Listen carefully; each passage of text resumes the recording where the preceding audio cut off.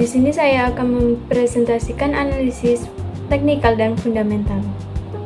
Yang terhormat kepada Bapak DRS Marmona Singgi, MSI, selaku dosen pengampu mata kuliah Sekuritas dan Portofolio kelas A.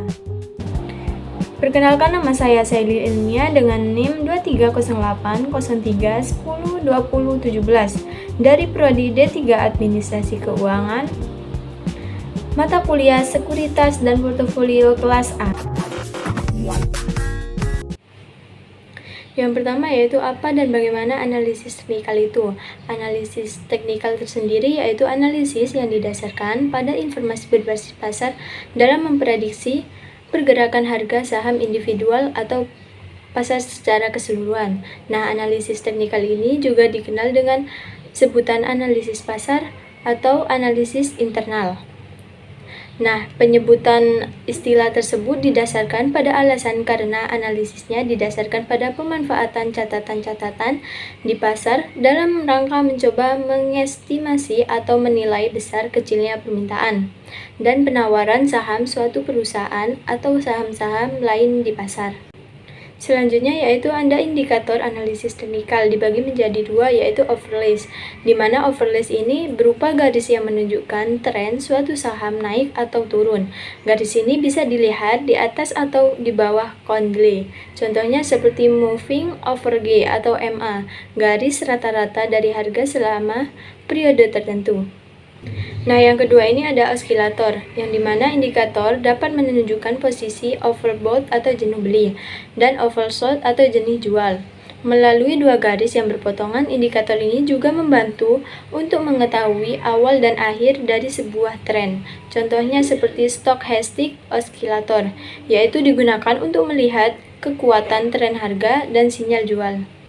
Selanjutnya ada contoh grafik moving average dan stochastic oscillator. Nah, bagian atas itu dinamakan garis harga moving average dan garis hitam itu namanya harga saham. Garis biru MA20 itu rata-rata 20 harinya dan garis merah MA50 itu rata-rata 50 harinya.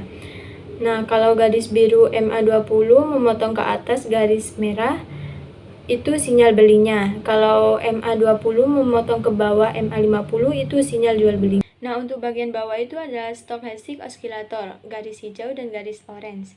Garis putus merah level 80 atau overbought dan garis putus biru itu dinamakan level 20 atau oversold. Di mana saat garis hijau memotong garis orange dari bawah ke atas di bawah level 80 dinamakan sinyal beli.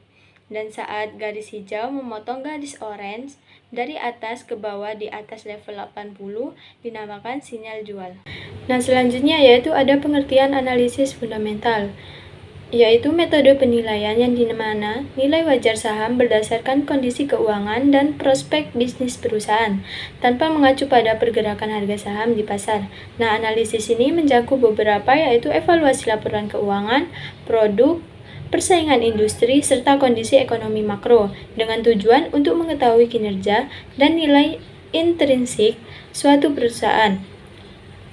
Nah, analisis ini memiliki keterbatasan karena belum memiliki kerangka teoritis yang menyeluruh dan bukti empiris yang sepenuhnya konklusif. Selanjutnya ada faktor analisis fundamental, yang dimana yang pertama yaitu ada kuantitatif, yaitu memungkinkan untuk diukur atau dinyatakan dalam ukuran numerik, yang artinya sifat atau karakteristik dalam perusahaan yang dapat diukur. Contohnya seperti penjualan, laba, dan pertumbuhan, dividen atau utang. Nah, yang kedua ada kualitatif, yaitu faktor yang tidak dapat dilihat secara nyata, yang berkaitan dengan usaha perusahaan seperti kualitas para direktur perusahaan, pengakuan merek atau brand nama recognition, dan paten atau teknologi yang digunakan. Dalam hal ini, faktor kualitatif disebut faktor abstrak, yaitu segala sesuatu yang tidak dapat dengan segera diukur keberadaannya. Nah, selanjutnya ada pro dan kontra analisis fundamental. Yang tadi sudah dijelaskan, analisis fundamental menilai saham berdasarkan data keuangan perusahaan seperti laba, dividen, dan penjualan untuk mengetahui nilai intrinsiknya. Pendekatan ini berfokus pada kinerja bisnis jangka panjang. Namun, analisis ini dikritik karena dianggap tidak relevan di pasar efisien, di mana harga saham sudah mencerminkan semua informasi. Selain itu, analisis ini sulit menangkap aspek non-keuangan seperti keuangan manajemen. Meski begitu, banyak investor tetap menganggap analisis fundamental berguna, terutama jika dikombinasikan dengan pendekatan lainnya. Selanjutnya ada perbandingan analisis teknikal dan fundamental. Yang pertama ada analisis teknikal. Kelebihan dari analisis teknikal sendiri yaitu smart people dapat dengan mudah dengan cepat untuk menentukan posisi masuk atau entry point dan keluar atau exit point. Sederhananya, analisis ini memiliki kelebihan untuk memprediksi harga saham dalam jangka pendek. Namun kelemahannya dalam smart people mungkin bisa salah pasang target karena fluktuasi harga saham yang bisa aja bergerak melawan teknikal. Hal ini dapat terjadi karena smart people tidak menyadari fundamental kuat dari perusahaan tersebut. Nah, untuk analisis fundamentalnya sendiri yaitu kelebihannya dapat memprediksi harga saham dalam jangka waktu panjang.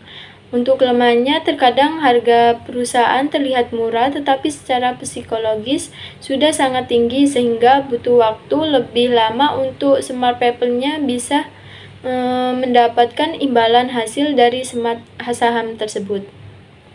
Nah, dengan kelebihan dan kekurangannya, masing-masing analisis teknikal dan fundamental tidak bisa dibandingkan.